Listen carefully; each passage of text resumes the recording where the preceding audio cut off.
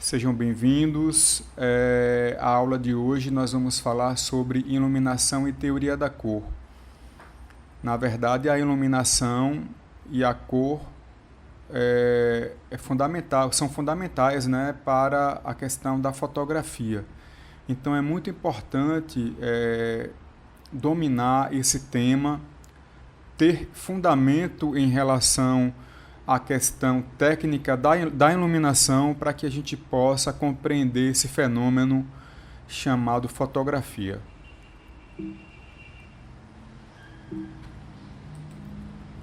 Então, gente, vamos começar falando sobre o que é cor. A cor é uma percepção visual. A cor é uma percepção visual provocada pela ação de um feixe de fótons sobre células especializadas de retina, que transmitem através da informação pré-processada ao nervo óptico impressões para o sistema nervoso. A cor de um objeto é determinada pela frequência de onda que ele reflete, ou seja, basicamente a luz do sol é a responsável pelo colorido, pela diversidade, pela riqueza que é a questão da cor na natureza. Então, vocês vão entender como é esse mecanismo a partir da retina, como é essa captação de luz e... Então, a cor, como nós já vimos aqui o que é cor, vamos assistir um vídeo que é importante nessa introdução, vocês perceberem, compreenderem, entenderem a história dessa questão da descoberta da luz, né?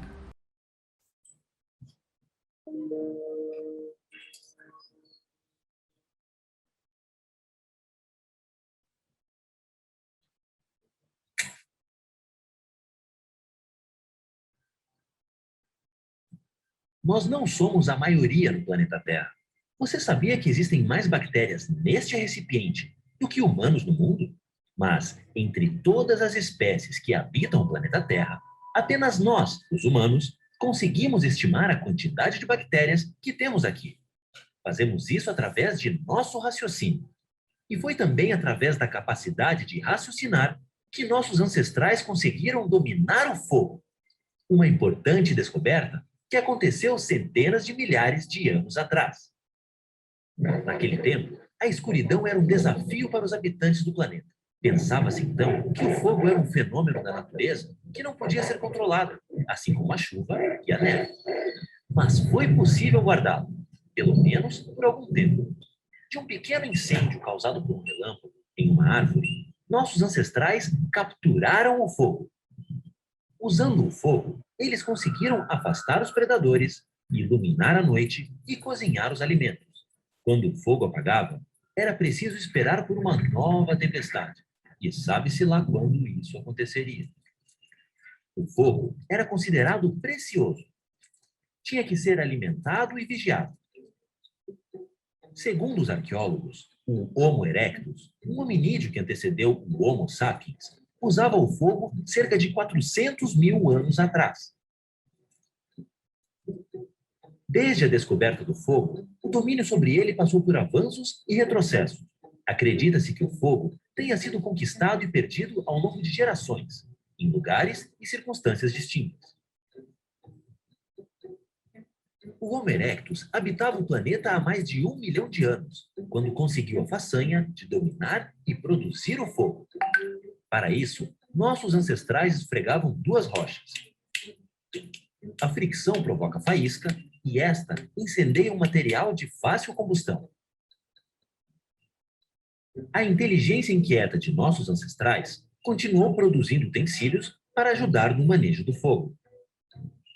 Por exemplo, este arco de madeira, com um cordão feito de tripa de animais, que ajudava a obter brasa com mais facilidade. Cada nova ideia dava aos hominídeos novas possibilidades de domínio sobre o meio ambiente. O fogo contribuiu para a sobrevivência humana em situações adversas, criou ferramentas e armas e até permitiu ao homem comunicar-se à distância com sinais de fumaça. O fogo foi adorado e inspirou mitos e lendas em diversas sociedades. Os gregos antigos, por exemplo, contavam que o titã Prometeu roubou o fogo dos deuses e o ofereceu aos homens como um presente. Por conta disso, foi punido por Zeus.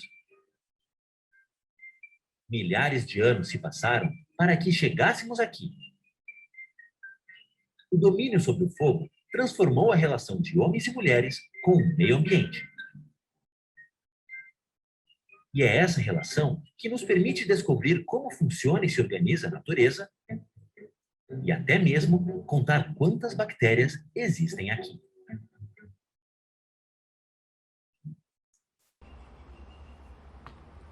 Então, gente, nós tivemos acesso à história do fogo, né, que nada, a luz, na verdade, da fogueira nada mais é do que a luz do sol, o mesmo princípio, né, o fogo foi o primeiro reprodutor de luz, né, poderia assim falar, e é milenar também essa questão da história do fogo. Então, nós temos uma compreensão agora, né, de como começou essa longa viagem em relação à exploração da luz, desde a época das cavernas com os hominídeos até a atualidade com as luzes mais avançadas que nós temos, né, mais acessíveis inclusive, mais práticas, que são as luzes de LED, as luzes portáteis, né, que você pode gravar, transportar. É bem interessante hoje o leque de possibilidades que a gente tem em relação à iluminação. Gente, o que é iluminar? Iluminar é controlar a luz, né? Para controlar a luz é necessário, eleger o tipo de equipamento, ou seja, que fonte de luz utilizar, né? Os hominídeos usavam a fogueira como fonte primária de luz. Hoje nós temos um leque de possibilidades de iluminação. 2. Como vou utilizar? Como vou utilizar essa luz? Que direção? Direto ou rebatido? Né? A luz pode ser uma direção direta, né, que é uma luz forte, ou uma luz filtrada ou rebatida, que mais adiante eu vou explicar essas diferenças para vocês. 3. Elementos de controle ou de corte. Por exemplo, os bandôs. Bandô é um tipo de cortina que se coloca frente à luz e que você, ao invés de colocar a luz inteira, você põe a parte da luz que lhe interessa, né? Filtra essa luz. As bandeiras, da mesma forma, bandeiras francesas. Os cones também servem para direcionar a luz que você está utilizando, né? Isso tudo são elementos extra iluminação que você tem no estúdio para que você possa trabalhar essa iluminação. Você tem um ajuste fotométrico, né, que é a intensidade de luz através de filtros. Você pode trabalhar com uma luz mais forte, outra mais diluída, filtrada no caso. Comparando assim de forma bem didática, é a luz do sol, por exemplo, quando você usa um óculos escuro, você está filtrando a luz ali, né? Você está filtrando a quantidade de luz que seus olhos podem perceber. Tem a mudança de direção de luz, que é um elemento importante, né? Através de espelhos e rebatedores, que são elementos que espelho você conhece bem, e rebatedor tem um princípio de que você rebate a luz e que a luz não incide diretamente sobre o objeto que você está filmando ou que você está fotografando. Ela é rebatida, né, que pode preencher um lado que está mais com sombra do que outro. Você pode dar mais ênfase a um ponto do produto que você quer com um rebatedor. Você pode preencher uma área que está com menos luz com um rebatedor também, ou com espelho, sendo que o espelho tem uma luz mais dura, né? E o rebatedor ele tem uma luz mais difusa, né? Então você tem também o trabalho hoje com balanços e ajustes de cores, que você usa o software como o Photoshop para estar ali fazendo contraste, balanceando e ajustando a temperatura de cor, né? Bom, falar em temperatura de cor, a temperatura de cor, gente, é um padrão de classificação de luzes. Então, por exemplo, a longitude da onda é inversamente proporcional à temperatura. Ou seja, quanto maior a longitude, menor a temperatura e vice-versa. Cada cor tem uma temperatura específica. Por exemplo, nós temos um leque de possibilidades de cores, né? O vermelho, o amarelo, o azul, o violeta. Então, você vai entender que cada cor você tem essa onda diferente, né? Essa longitude de onda. Então, você vai entender por que essa diversidade de cor através dessas diferenças, né? Então, a gente tem a onda aí, você tem a amplitude, né, da onda, que é a curva que ela faz, né? E você tem a longitude da onda, que é o comprimento dela. A longitude da onda determina a cor, né? E a amplitude determina o brilho. Então, quanto você tem uma longitude curta, você tem uma cor. Você tem uma longitude média, você tem outra cor. Você tem uma longitude longa, você tem outra cor. O período é o tempo que leva para realizar um ciclo, né? A frequência é igual a um período. Então, você tem no gráfico aí um período de onda, ela amplia, ela sobe e desce nessa frequência. Quando conclui esse movimento, é um período, né? Então, o período é o tempo que leva para realizar um ciclo em relação à frequência desses raios de luz. Bom, a temperatura de cor. O que é a temperatura de cor? Temperatura de cor de uma luz é a temperatura a qual temos que aquecer um corpo negro para que ele emita uma luz com as mesmas características que a luz que queremos estudar. Tem um princípio do seguinte, que o preto é a ausência de cor. Então, se você aquece um corpo negro, significa que ao aquecer, você vai gerar luz. E a luz vem aí a presença de cor, né? Então, a gente tem essa questão aí da física que também está caminhando junto com a teoria das cores. Vamos assistir mais um vídeo, né, que é interessante para a gente entender um pouco dessa ciência da cor.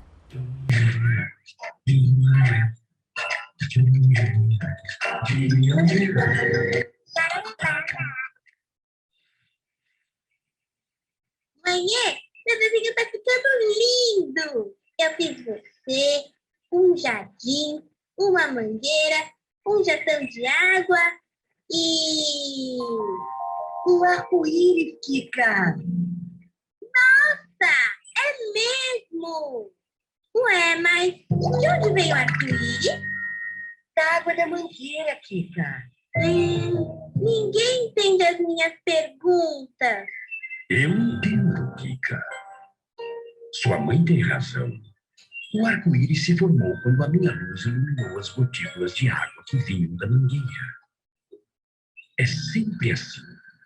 O arco-íris que nós vemos nas cachoeiras, nos mares e nas cidades depois da chuva surge quando a minha luz branca penetra nas gotinhas de água que estão no ar. É aí que acontece a refração.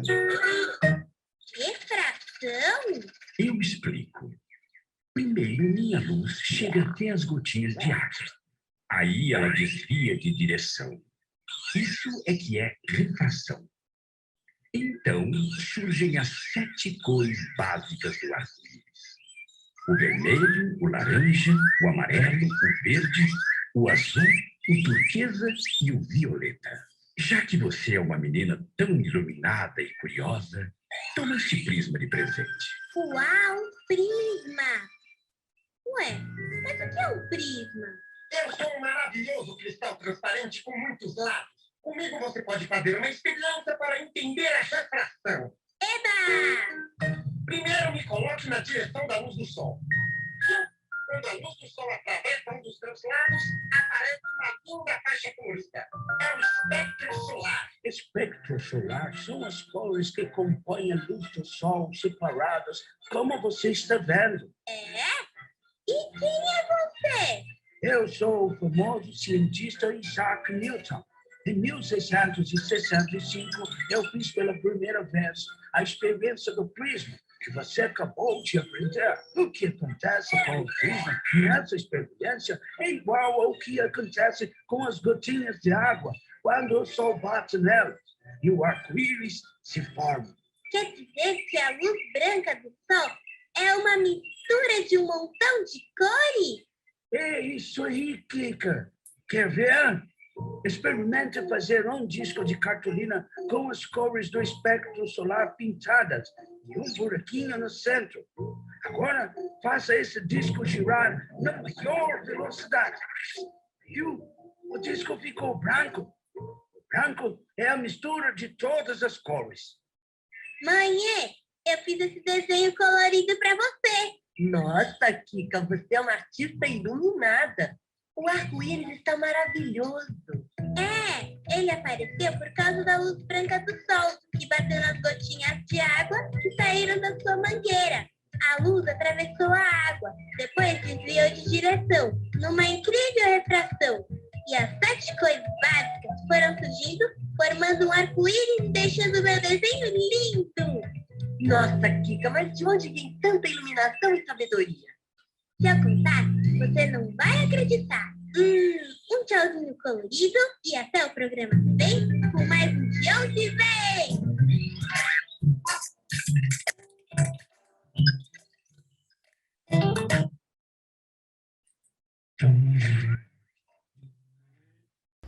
Então nós vimos aí a Kika, que descobre, através da curiosidade dela, que as cores do arco-íris são as cores básicas, né, que nós temos, as cores fundamentais, e através dessas cores, da mistura dessas cores, temos outras cores, né, que a gente vai ver a questão da cor primária, secundária e terciária, cor complementar.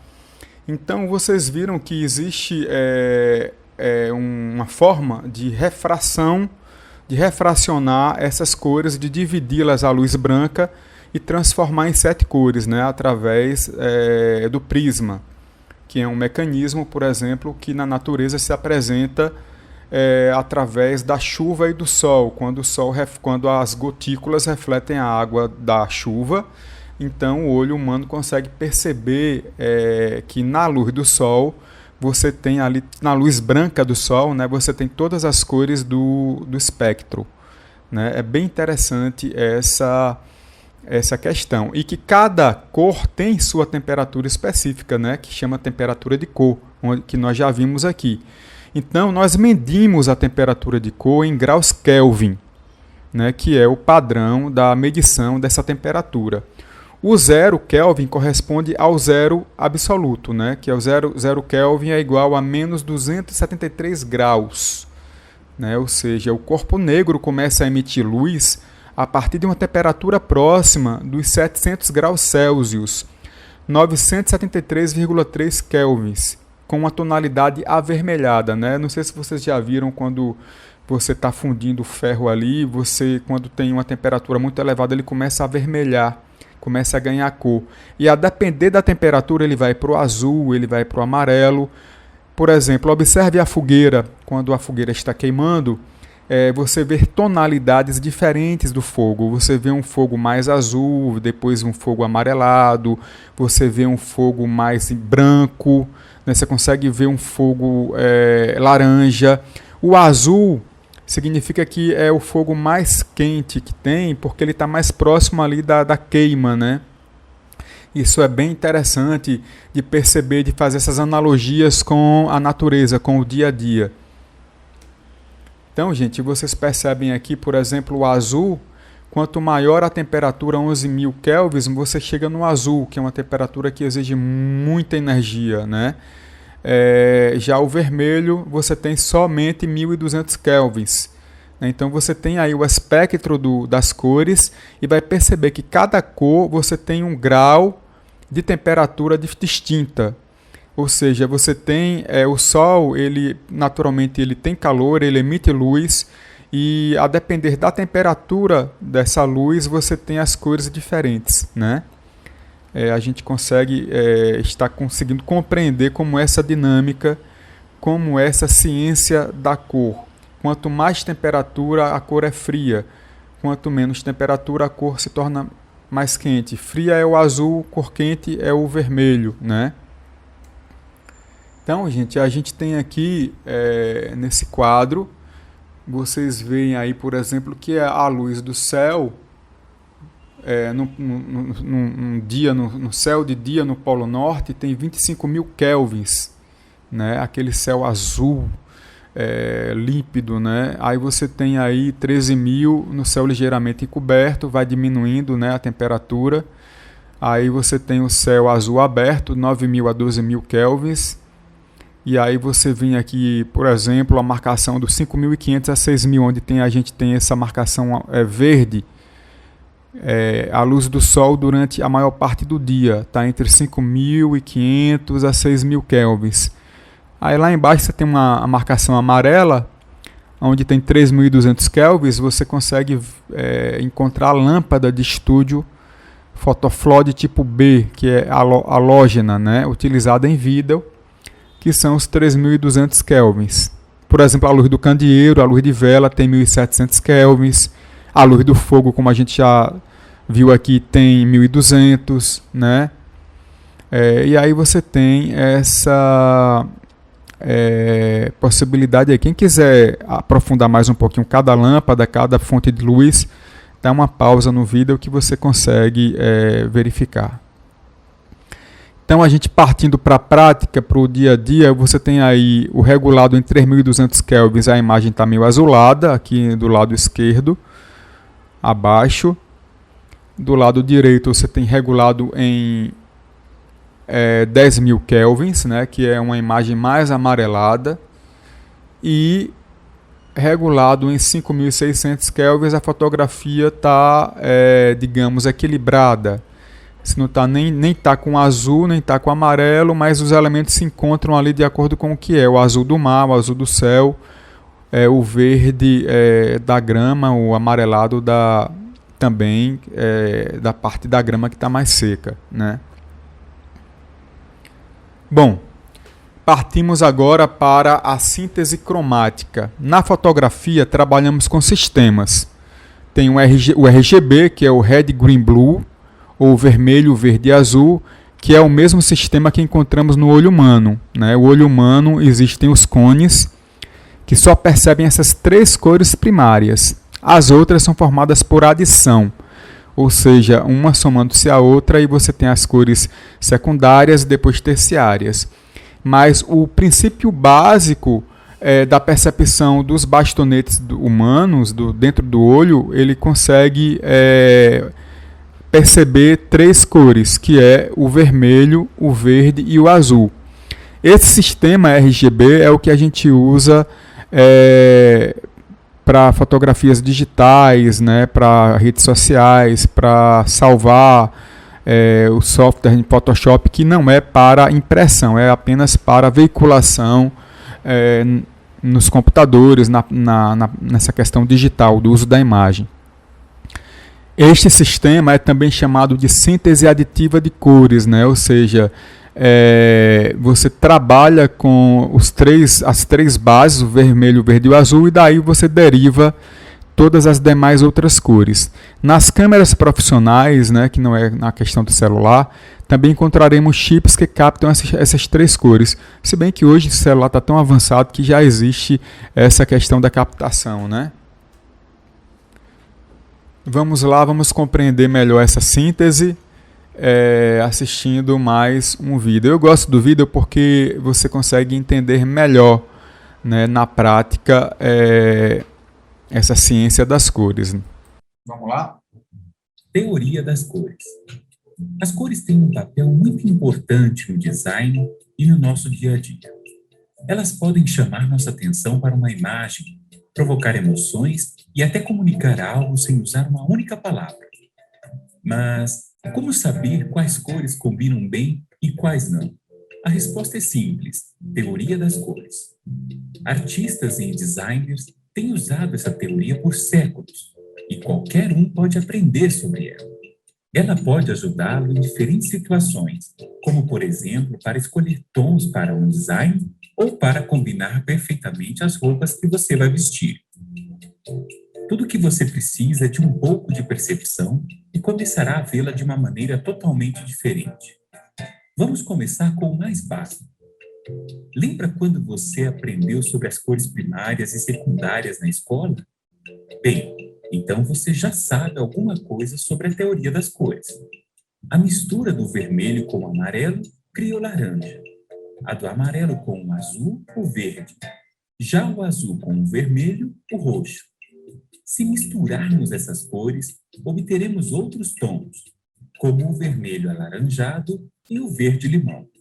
Juntas, todas essas cores formam um círculo cromático, ou a roda de cores. Agora vejamos um pouco mais sobre o matiz, a saturação e o brilho. Talvez essas palavras não façam parte do seu dia a dia, mas elas são a chave para entender as variações das cores, assim como aquelas amostras que você vê nas lojas de artigos para casa. Entre todos, o matiz é o mais fácil porque basicamente é a própria cor. Já a saturação se refere à intensidade, isto é, se a cor é mais sutil ou mais forte. O brilho mostra se a cor é escura ou clara, variando no intervalo de preto a branco. Como você pode ver, isso nos dá muitas opções, como a de um vermelho opaco profundo ou um rosa pastel. Mas como misturar tudo isso para criar paletas de cores que tenham uma aparência profissional? Existem algumas combinações que comprovadamente podem ajudá-lo. Elas são baseadas em algo chamado harmonia de cores. E tudo o que você precisa fazer é usar a roda de cores. A combinação mais simples é a monocromática, porque apenas uma cor é usada.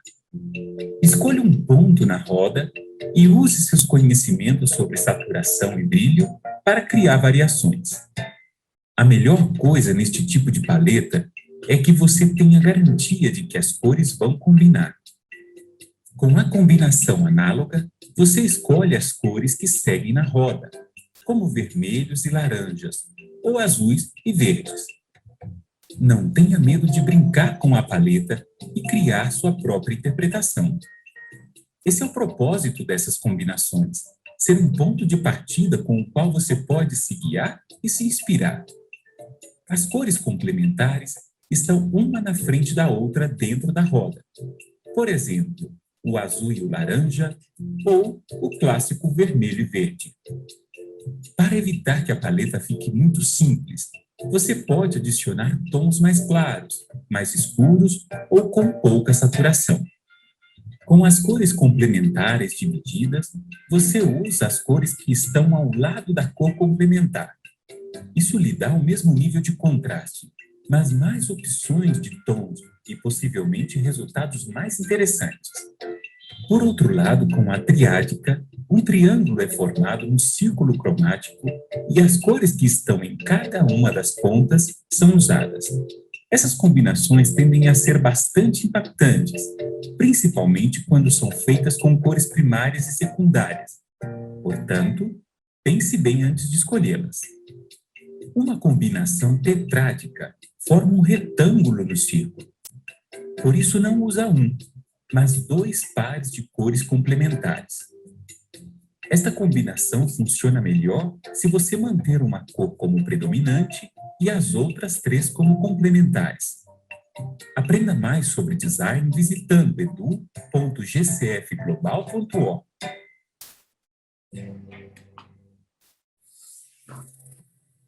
GCF Global, criando oportunidades para uma vida melhor. Teoria. Então, gente, vocês viram como é rico essa questão da paleta de cores. Quantas possibilidades nós temos para trabalhar a cor, né? Então, eu sempre gosto de trazer o assunto para o dia a dia, para a prática. Na hora de fotografar o seu produto, é importante escolher as cores para valorizar esse produto, né, para preencher o espaço no entorno desse produto, ou até mesmo para valorizar o produto, né? Então, você pode trabalhar saturação, pode trabalhar contraste, pode trabalhar mais luz ou menos luz, pode trabalhar sombra, né? É bem interessante. Então, vamos lá. A gente vai ter, inclusive, uma aula específica sobre essa questão da composição, da fotografia em relação à cor, né? Então, é em uma outra aula que nós vamos nos aprofundar na questão da composição. Então aqui a gente tem aqui o modelo do olho, né, que é a célula fotorreceptora, que são os cones, né, você tem a luz que entra pela retina e os cones, os bastonetes, eles captam o vermelho, o verde e o azul, né. O bastonetes é esse amarelinho aí do lado direito, na parte inferior. É bem interessante, né? A natureza realmente é muito fantástica. Nós somos, nossos corpos são providos realmente de uma tecnologia muito interessante, né? Ou seja, a luz ela entra pela retina e a retina transforma ela de acordo com a frequência de luz que nós já vimos em cores variadas, né? Os bastonetes são os receptores dessa cor que leva ao cérebro a interpretação delas. Então nós voltamos ao sistema RGB, onde nós temos aí o vermelho, o verde e o azul, que os nossos bastonetes do olho conseguem enxergar e o cérebro consegue interpretar. Depois nós temos a mistura das cores aí, nessas interseções, onde tem o cianeto, né, que é esse rosa, tem o amarelo e tem o azul, perdão, cianeto, e tem o rosa, né? A síntese aditiva das cores, o sistema RGB, é esse sistema aqui dessa mistura, onde você, através das 3 cores primárias, você tem as demais cores. E a mistura de todas aí no centro, a mistura de todas as cores é o branco. O branco contém todas as cores, né? É uma situação interessante, é que a gente que é do sertão, por exemplo, quando você usa uma roupa branca, você acaba sentindo menos calor. Por quê? Porque como a luz do sol tem todas as cores, né, ela tem todas as cores do arco-íris, as cores básicas, e como eu estou de branco e a luz do sol é branca, o que é que vai acontecer? Como a luz do sol já tem todas as cores e minha roupa que é branca também tem todas as cores, ela não soma a energia solar, ela reflete. Então ela bate e volta. Já ao contrário da cor preta, por exemplo, da roupa preta. Se você usar uma roupa preta, o preto se caracteriza como a ausência de cor. Então, como a luz do sol tem todas as cores e o preto é a ausência de cor, o que é que vai acontecer? O preto vai absorver todas as cores dos raios de sol e a roupa vai esquentar. Então, a sensação de calor é exatamente por isso. Porque muita gente, por exemplo, coloca telhados brancos, né, para refletir a luz do sol. Né? Por exemplo, a temperatura da Terra ela é controlada muito por uma situação chamada de albedo terrestre. O que é o albedo? Que fenômeno é esse do albedo? O albedo é quando a luz do Sol bate nos polos norte e sul. Como existe ali o gelo branco, o que é que acontece?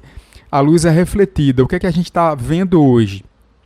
Que esse gelo está derretendo cada vez mais e que a luz do Sol não está refletindo e voltando, ele está ficando na Terra. E aí nós temos o chamado efeito estufa, para você ver como essa questão da cor influencia também na questão ecológica, na questão da qualidade de vida do humano aqui na Terra. É tudo muito rico, é tudo muito interessante e é bem curioso mesmo a gente se aprofundar nessas questões, né? Bom, gente, então voltemos às cores. As cores, elas são inicialmente primárias, né? As cores primárias são cores que não são obtidas através de outras. Existem naturalmente. São as cores vermelho, amarelo e azul. Já ouviu falar de RGB ou CMYK? Enfim, a gente vai... na verdade, eu já falei sobre isso, né, que o CMYK é uma impressão que você usa para gráfica, e o RGB para computação, rede social, para publicação digital. Enfim, a gente tem essa diferença entre uma e outra. As cores primárias aqui são a síntese das cores aditivas, como a gente já viu, né? Cores secundárias. Então, as cores secundárias são obtidas através da mistura das cores primárias. Então, você tem aí o azul mais o amarelo, que é o verde. Você tem aqui o amarelo mais o vermelho, que é o laranja. E você tem o vermelho com o azul, que é o roxo. São cores resultantes das misturas das cores primárias. Bom, o que são cores terciárias? São exatamente agora a mistura das cores secundárias. Você tem aqui o amarelo cromo, você tem o verde primavera, o azul esverdeado, o azul arroxeado, o carmim e o amarelo avermelhado, que vem das cores secundárias. Então, a gente mistura a cor primária que acha secundária, mistura a cor secundária que acha a cor terciária. Como vocês viram naquele vídeo, as cores umas próximas das outras, no círculo das cores, elas são análogas. Então, são cores vizinhas, né? Então, você tem aí essa tabelinha onde você vai do A ao E com as cores análogas. Que a roda de cores, né, na imagem, pode ser usada para gerar paleta de cores, a qual pode ser salva e, enfim, ser utilizada ou impressa para que você se guie na escolha das suas cores, ou seja, na montagem de um figurino, na montagem de um cenário, na composição para uma foto, na seleção de um local para a gravação ou para a fotografia de uma pessoa ou de um modelo, de um objeto. Enfim, é bem interessante você ter esse suporte aí. Aí mais cores análogas. Nesse caso, do amarelo ao vermelho, né, que são as cores vizinhas. Você tem aí mais exemplos de cores. Nesse caso, agora, nós temos as cores complementares, né, que vocês viram no vídeo como o que são cores complementares. Então, este daí é um modelo de cores complementares.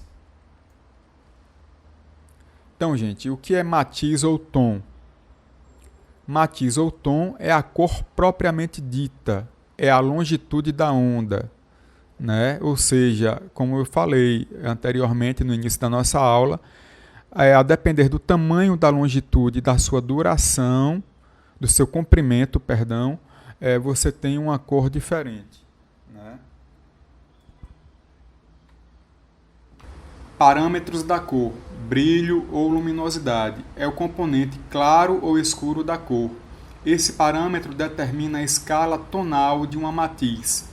É o quanto a cor se aproxima do preto ou do branco. Ou seja, adicionar mais preto, o verde se torna-se verde mais escuro. Adicionando mais branco, se torna-se verde mais claro. Então a gente tem essa questão aí do parâmetro da cor, né? Da saturação também fica mais forte, mais fraco. Aí você tem os níveis diferentes de brilho, né? Com mais saturação e com menos saturação. Você tem uma imagem mais esbranquiçada, uma mais escura, a outra mais nítida, mais vibrante, com mais brilho, né? Então a gente tem essas diferenças aí nesse trabalho de adição de branco ou preto nas cores. Então a saturação, gente, o que é a saturação, né? É o nível de intensidade e pureza de uma matiz. Pode ser mais intenso e puro, saturado, ou mais transparente, dessaturado. Sem saturação, teremos somente tons de cinza. Então você vê aqui nos círculos abaixo aí o verde sem saturação, né? Que é mais cinza, e mais saturação, que é o verde que vocês estão vendo mais intenso. Ou seja, quanto mais saturação, mais cor você vai ter. Que aí você vem o modelo que eu já falei, que mostrei, né? Quanto mais saturação, ou seja, a foto mais saturada é essa de cima, onde o amarelo, o vermelho, o azul são mais intensos, né? O que são cores complementares, né? Vocês viram o vídeo ali, eu mostrei cores análogas, cores complementares. E as cores complementares são aquelas que estão diametralmente opostas no círculo de cores. Elas representam a maior contraste que pode acontecer entre duas cores, ou seja, é o oposto da outra cor. E aí você está aqui, de frente a frente, as cores complementares. Naturalmente, elas estão uma de frente à outra nesse círculo. Então, por exemplo, o vermelho a complementar é o verde. O azul, o complementar, é esse terracota, mais para laranja, né? E aí você tem essa possibilidade, por exemplo, o rosa é o verde claro, né? A cor complementar. Seguindo aqui são aquelas cores que dentro do círculo cromático das cores se posicionam de maneira oposta uma à outra. No geral, elas servem para diminuir a intensidade das cores e obter cores neutras ou cinzas quando misturadas. Elas também apresentam maior contraste entre si e absorvem mais seus espectros. Então, esse é o esquema de cores complementares, ou seja, as setas indicam que elas são opostas uma à outra. Então, você tem o amarelo com o azul, você tem o rosa com o verde, você tem o vermelho com esse azul mais claro, né? Ciameto. São as cores frias, cores quentes de um lado, cores frias de outro. E aí você tem esse esquema das cores complementares. O que são cores análogas? Agora partimos para as cores análogas, que estão dispostas bem próximas uma das outras, dentro do círculo cromático. Devido ao alto grau de proximidade, então elas se põem uma ao lado da outra, e é por isso que elas são análogas. Elas também são chamadas de análogas porque apresentam a mesma cor básica em meio à composição. A exemplo do amarelo ouro e laranja, avermelhado, né? Que tem a cor laranja presente em cada uma. Ou seja, a cor laranja está presente tanto no amarelo ouro como no vermelho alaranjado. E aí o exemplo aí dessas cores análogas, que você tem aí o dourado do sol do sertão, o céu avermelhado, você tem toda uma base de cores análogas nessa fotografia aqui, né? Então, são cores que estão próximas, né? Como a gente percebe aqui. Aqui as cores do sertão, né? Que você tem aí a cartela de cores. Você tem o verde, depois você vem com o marrom, né? Uma riqueza muito grande. Você tem o azul do céu. Então a gente brinca com essa composição de cores. Por isso que é importante você fazer esse estudo, né? Porque você pode escolher as cores que você quer enquadrar, que você quer compor na sua foto. E, para tanto, a gente usa a ferramenta das paletas de cores, né? Então, nessa foto aí, que é bem típica da nossa região, a gente tem aí o verde e o marrom, o bege, o cor da terra, né? Que você tem essa paleta de cores. É bem interessante quando você vai fazer um banner, quando você vai fazer uma roupa, um look, como se fala, né? Que você tenha antes as cores pré-definidas que você vai trabalhar dentro de uma paleta específica. Então você chega para o cliente e você pergunta qual é a paleta de cores que você quer usar na sua decoração da sua casa, qual a paleta de cores que você quer usar na sua coleção de roupa nova. Então isso tudo é estudado de acordo com essa paleta de cores, né? Você compõe esse quadro com essas cores escolhidas. Que aí mais um exemplo de paleta de cores, ou seja, do lado esquerdo tem a fotografia da paisagem, do lado direito você tem todas as cores que compõem o quadro fotográfico. Então, por enquanto é isso, foi a nossa aula de hoje, né? Nossa aula importante sobre teoria das cores, né? Vocês viram aqui como é importante essa questão da compreensão da cor na composição do nosso trabalho, né? Como é interessante a presença da natureza o tempo todo nessa questão da fotografia, da cor, da luz.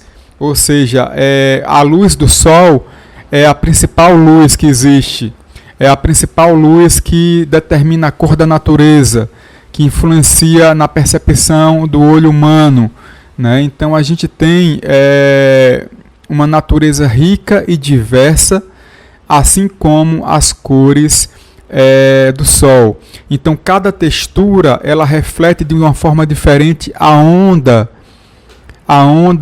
e o reflexo da luz do sol. Ah, professor, por que tem cores diferentes? Exatamente por isso. Cada elemento da natureza é uma combinação de frequência, de recepção dessa frequência, né, com essa longitude e com essa definição de grandeza de onda, né? Então, cada frequência, cada grandeza tem uma cor diferente, cada temperatura tem uma cor diferente, cada cor tem uma temperatura diferente. Então é muito importante essa questão da cor na fotografia, certo? Então é isso, a gente vai partir agora para as próximas aulas. Nós ainda vamos apresentar dicas de fotografia, vamos ter aulas sobre a questão da composição, que é importante, né? Por que, professor, falar de cor, falar de história da fotografia para poder simplesmente tirar uma foto no celular? Então a diferença está aí, a diferença está em tirar uma foto no celular, mas tirar uma foto com qualidade, com entendimento, com conhecimento histórico do processo. Para esse celular chegar na sua mão hoje, foi preciso milhares de anos de conhecimento, de acúmulo de processo de testes, de experiência, até chegar ao equipamento que você tem hoje em casa, que é esse celular, né, que é essa máquina digital, né, que é muito poderosa, que é uma ferramenta muito na mão, no sentido de impulsionar suas vendas, de dizer aonde você está, o que você está comercializando, de se posicionar no mercado, de estar ofertando o seu produto para o cliente. Então é muito importante vocês terem um entendimento da cor, de como você obter determinadas cores, sombras, texturas. Então o nosso papel é esse, de lhe dar, de lhe ensinar a pescar, né? E não simplesmente dar a vara, mas a vara de pescar você tem que aprender, você tem que fotografar bem, escolher, saber escolher, olhar, saber definir uma luz para o seu trabalho, né? Então é bem interessante e eu vou tentar mostrar para vocês aqui pelo Google. Só um instante.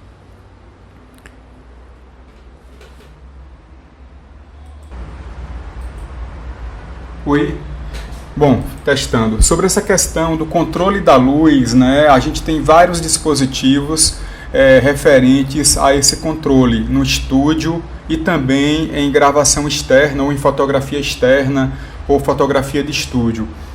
Por exemplo, tem os rebatedores, né, que a gente vê aqui, tem várias opções de rebatedor, vamos ver esse aqui.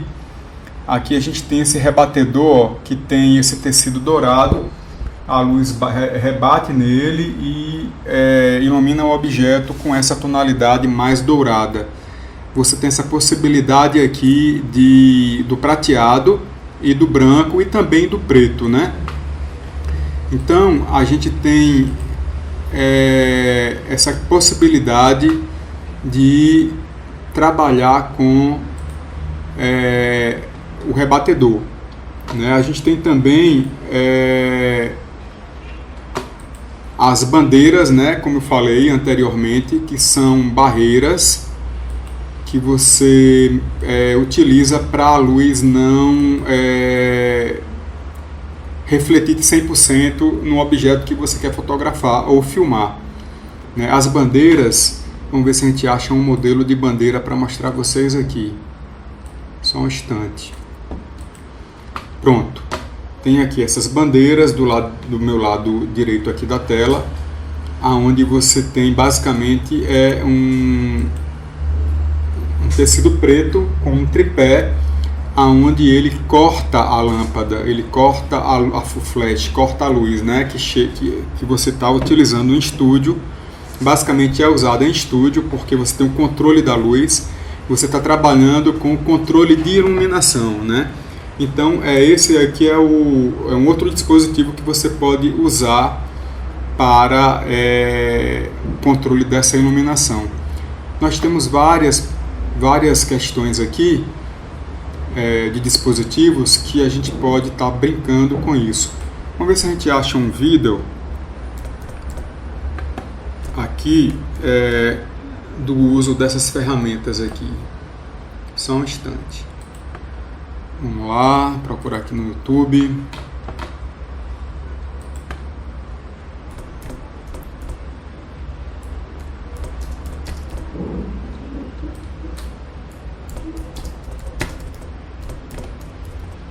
Para você ter ideia de mais ou menos como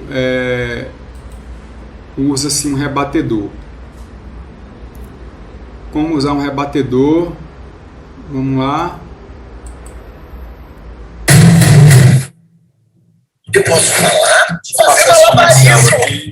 Eu tenho uma pessoinhas voltando com mais uma prática. Vocês estavam pedindo e eu só em casa falando. Hoje nós vamos mostrar na prática mais algumas dicas práticas, obviamente, que a gente usa durante o ensaio. Hoje vamos falar sobre rebatedores, que inclusive estão sendo iluminados por uma luz maravilhosa que está vindo do rebatedor. E agora, para vocês verem a diferença. Mas antes disso, deixa eu explicar para vocês o que é o rebatedor, de onde ele vem, o que ele come. O rebatedor ele tem 5 lados. Ele tem um lado preto, ele tem um lado branco, ele tem um lado translúcido, um prata e um dourado. Isso, 5 lados.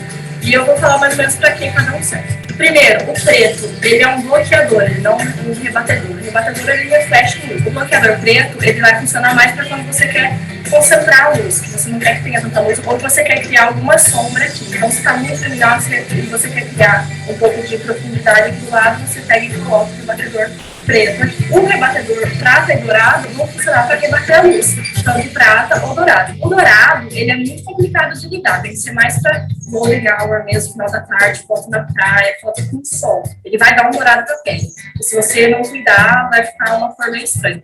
Então, tipo, o prata é o ideal para refletir, dar um glow na pele. Agora vamos aos outros. Ele fica assim, ele fica dentro. As 5 opções ficam dentro. Aqui, tirando, a gente tem o translúcido. Ele é meio transparentinho e ele serve para filtrar a luz. Se você está num dia de sol num horário de sol muito forte, ele filtra a luz e deixa a luz suave. A luz vai estar forte, mas aqui ela vai ser suave. É bem legal. Agora a gente vira para voz. Então, do outro lado, a gente tinha o prata e o preto. Desse lado, a gente tem o dourado, que vai dar um refletido dourado. Que eu acho que até tá colocando alguma coisa nisso. E o branco, que é só para refletir, vai sem dar um brilho. Ele vai trazer um pouco de luz, mas não vai dar brilho. É só para dar uma refletidinha. É muito utilizado em retrato, mas nós vamos mostrar isso na prática para vocês. Então, hoje nós estamos só com uma câmera, mas eu quero mostrar para vocês como que ficaria o setup para vocês usarem o rebatedor e a diferença que cada um faz no modelo. Eu vou ficar mais ou menos aqui, frente para a minha modelo, a minha luz, maravilhosa, vai ficar 45 graus, você vai mudando e vendo que luz que reflete melhor e a modelo está na frente.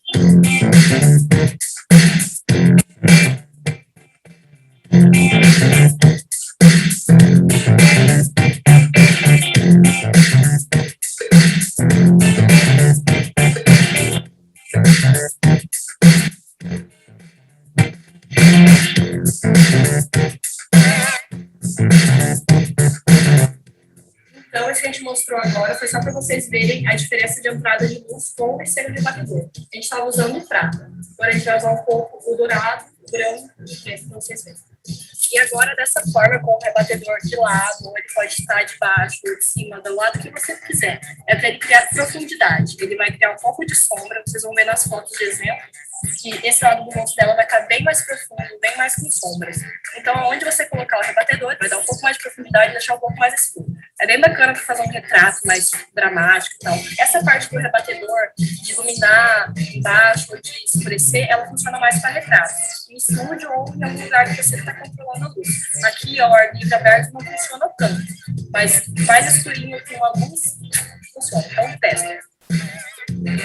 Agora, com essa luz dourada de final de tarde, é quase um pecado usar o filtro. Mas só para explicar para vocês como o filtro funciona e para que ele serve. Ele serve para diminuir as luzes fortes, ele serve para filtrar a luz. Então, você coloca ele, entra um pouquinho de luz e a modelo ele vai suavizar a luz.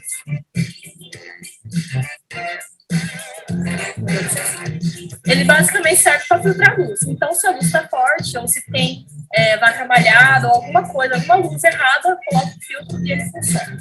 Então, agora, com esse retinho de sol que a gente tem, eu vou mostrar como funciona o dourado. Como eu falei antes, ele tem a mesma função quase do prateado, ele só vai dar uma luz mais quente. Então, quando você sentir que você precisa de uma luz mais quente, vai de rebatedor dourado.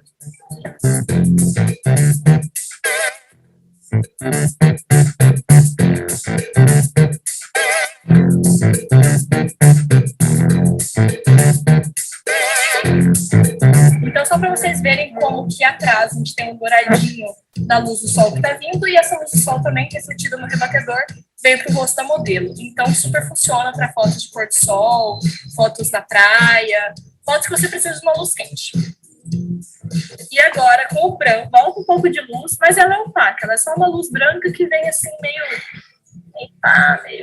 tranquilo. O dourado e o prata, eles vêm com mais força, eles dão um brilho e tal, principalmente na maquiagem, assim, iluminador e tal. O branco só volta uma luzinha. Agora, como a gente está tudo iluminado aqui, não vai dar tanta diferença. Mas lembra que antes o preto, ele trouxe profundidade, agora o branco, ele vai chapar essa parte. Então, é muito usado em retratos ou fotos de campanha de modelo. De um lado tem um paredão branco, de um lado tem um paredão preto. Porque daí de um lado vai dar luz e do outro lado vai dar profundidade. Isso emagrece, isso esconde coisas que não devem aparecer. É muito bom, muito prático. Então, a questão do rebatedor é ir testando. Cata um dia de sol, cata uma pessoa para usar o rebatedor e sai testando, sai mexendo ele e sai vendo como o aluno se comporta como seu rebatedor, seu modelo, sua câmera e sua foto. Então, gente, aqui foi só para ilustrar como é na prática, né? Porque a aula teórica virtual é difícil, então é importante você também ver como é que funciona a questão do filtro que eu falei, do rebatedor, do preenchimento de luz, do trabalho com sombra. Existe um universo de possibilidades que a gente pode ter para trabalhar essa questão da iluminação.